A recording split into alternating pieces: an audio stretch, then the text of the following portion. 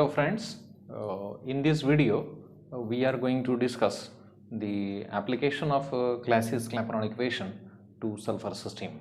In the previous system we have already discussed the phase diagram of the sulfur system, which is the pressure temperature type of the diagram. Now we will try to understand phase diagram along with the Clausius-Clapeyron equation. Now we know that there are 6 curves in the phase diagram.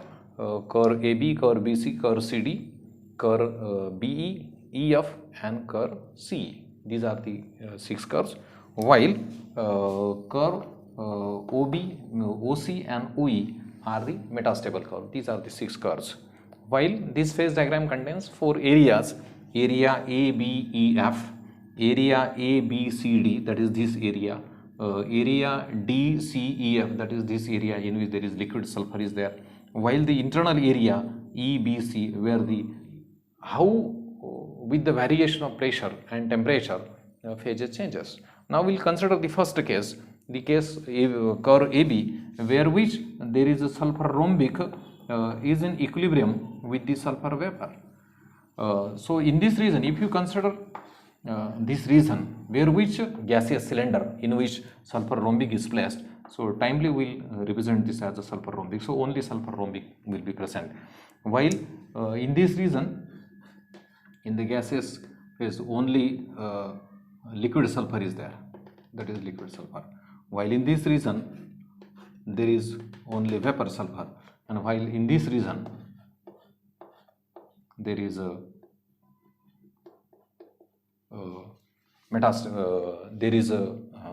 monoclinic type of the sulfur. Now we'll see the presence of these equilibrias over the line. So over line AB, which is the curve AB, we call as a sublimation curve.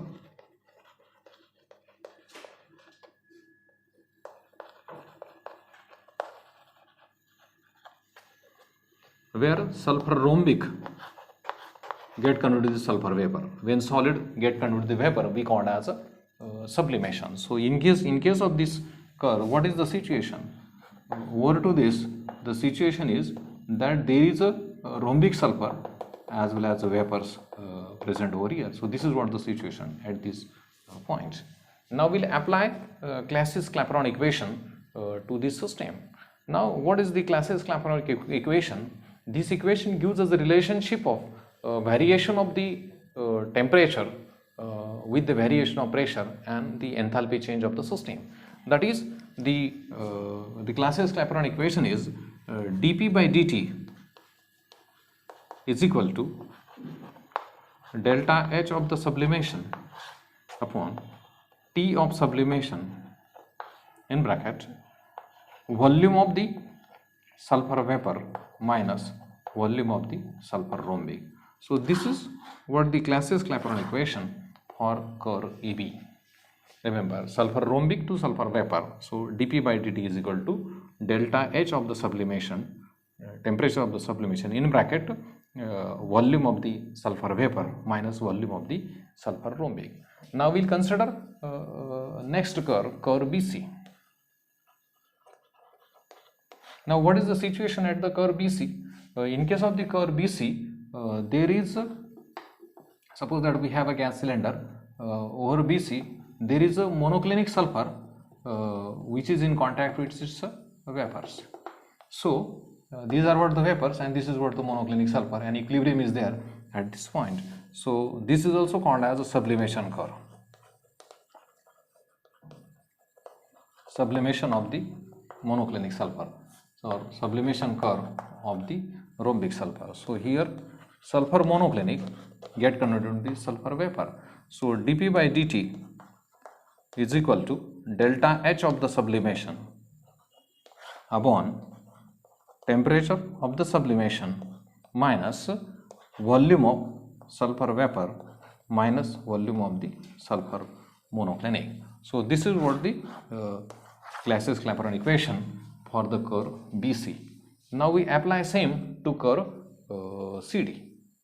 Now we see curve CD. Curve CD, which is vaporization curve. vaporization of sulfur liquid. Now in this case the situation is that at equilibrium we have a liquid as well as sulfur vapors in contact with each other. So sulfur liquid in equilibrium with the sulfur vapor at the curve CD. So the Clapeyron equation is dP by dt is equal to delta H of vaporization upon T of vaporization minus volume of the sulfur vapor minus volume of the sulfur liquid. So this is what the equation, Clapeyron equation to curve CD. Now we see fourth curve B. Now over the curve B, to this side there is a rhombic sulfur and to this side there is monoclinic sulfur. So if you consider a gas cylinder which contains part of the sulfur as a rhombic sulfur and part of the sulfur as a monoclinic sulfur, and both are in equilibrium with each other at this particular, over this particular line, so we call it as a transition curve of sulfur rhombic to sulfur monoclinic. Now we'll apply Clapeyron equation to this one. So dP by dt is equal to delta H of the transition upon transition temperature minus volume of the sulfur monoclinic minus volume of the sulfur rhombic. So this is the Clapeyron equation for the curve BE. Now we see curve EC.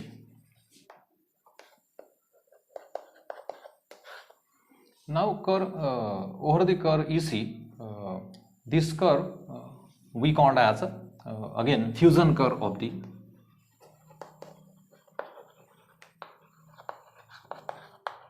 monoclinic sulfur. Now what is the situation over to this graph? Over to this graph, suppose that we have a cylinder containing sulfur. So we have a monoclinic sulfur and it is in contact with the liquid sulfur. Then both are in equilibrium with each other. So monoclinic sulfur in contact with liquid sulfur. So equation is, Clapeyron equation is dP by dt is equal to delta H of fusion upon temperature of fusion minus volume of sulfur liquid minus volume of sulfur monoclinic. So this is the Clapeyron equation to this curve. Now curve EF. This is EF curve is again the fusion curve of the rhombic sulfur. So where sulfur rhombic and sulfur liquid are in equilibrium contact with each other. And if you draw the diagram over here, so here it contains a sulfur rhombic and in contact with liquid sulfur is there. So sulfur rhombic, sulfur liquid. So dP by dt is equal to again delta H of fusion, because this is the fusion curve of rhombic sulfur. So temperature of the fusion minus volume of sulfur liquid minus volume of the sulfur rhombic. So this is what the Clapeyron equation to the fusion curve.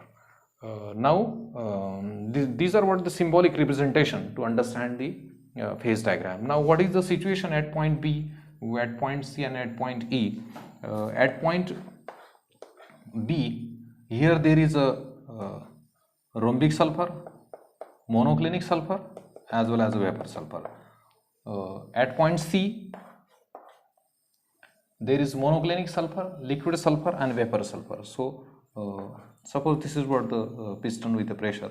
It contains a monoclinic sulfur, it contains a liquid sulfur and as well as it contains a vapor sulfur.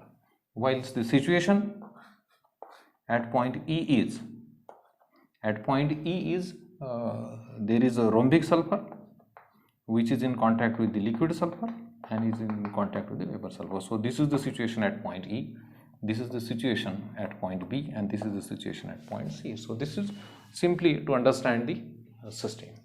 Okay, we'll stop here. Thank you.